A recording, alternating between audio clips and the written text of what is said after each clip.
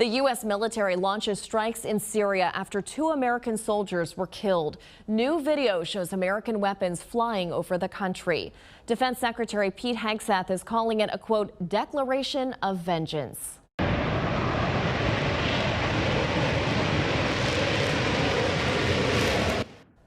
A U.S. official says dozens of sites connected to ISIS were targeted, including infrastructure and weapons storage sites. President Trump on social media said the strikes were in retaliation for a recent attack. A civilian interpreter was killed in addition to 2 soldiers.